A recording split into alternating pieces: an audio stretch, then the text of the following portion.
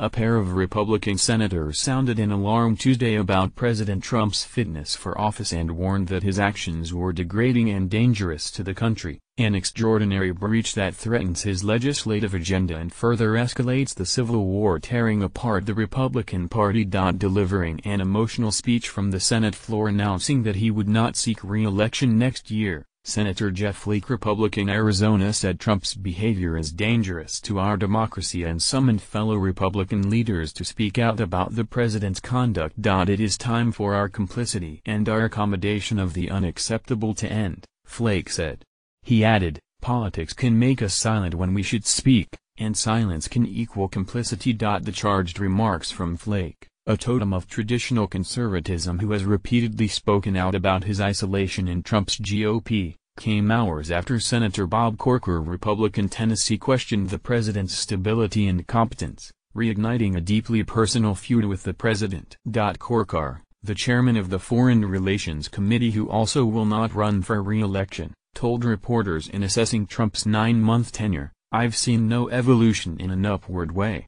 As a matter of fact, it seems to me it's almost devolving." With their distress calls, Flake and Corker joined a chorus of mainstream political leaders newly emboldened to excoriate Trump.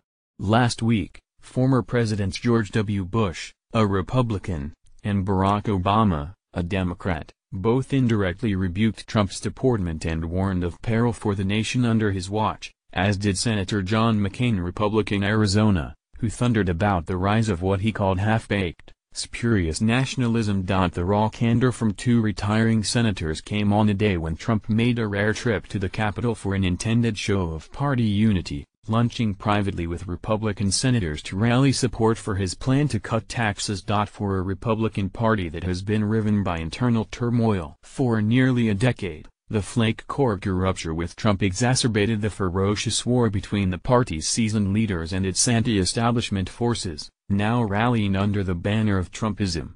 Polls show the overwhelming majority of Republican voters back Trump, and that fact that two of the president's most vocal critics in the Senate are retiring underscores how dangerous it is for politicians seeking re-election to break with the president and risk the wrath of his loyal supporters. Flake's 18-minute speech was perhaps the most sweeping indictment of Trump delivered by a Republican to date. A member of the Church of Jesus Christ of Latter-day Saints, Flake, 54, spoke with bewilderment and sadness, his voice cracking at times, about what he viewed as the withering of morality and civility in the national dialogue. We must never regard as normal the regular and casual undermining of our democratic norms and ideals, Flake said. We must never meekly accept the daily sundering of our country. The personal attacks, the threats against principles, freedoms and institutions, the flagrant disregard for truth and decency. Flake added, we must stop pretending that the degradation of our politics and the conduct of some in our executive branch are normal. They are not normal. Reckless, outrageous and undignified behavior has become excused and countenanced as telling it like it is when it is actually just reckless, outrageous and undignified. Some Republican elder statesmen who have been deeply critical of Trump celebrated Flake's remarks and called on other elected Republicans to further distance the party from the president. Am I concerned about what are we supposed to do for the next 3+ years with this man in the White House? Yes, I'm very concerned, said John C. Danforth, a former Republican senator from Missouri and U.S. ambassador to the United Nations. But the best I can think of right now is simply making it clear to the American people that the Republican Party is what it has been in the past, and that is not Donald Trump. Still, Danforth said he is concerned that by giving up their seats, Flake and Corker were leaving the field open to insurgent candidates inspired by former White House chief strategist Stephen K. Bannon, who is leading a rebellion against establishment Republicans. Already, a crop of Bannon-inspired conservative outsiders is emerging nationally. From Alabama to Mississippi to Nevada, these contenders are hoping to disrupt the 2018 midterm elections.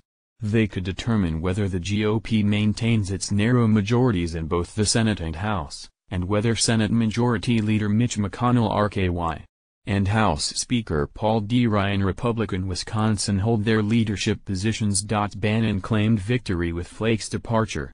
Many more to come, Bannon predicted in a text message to The Washington Post. Andy Sarabian, a Bannon associate who advises Great America Alliance, a pro-T.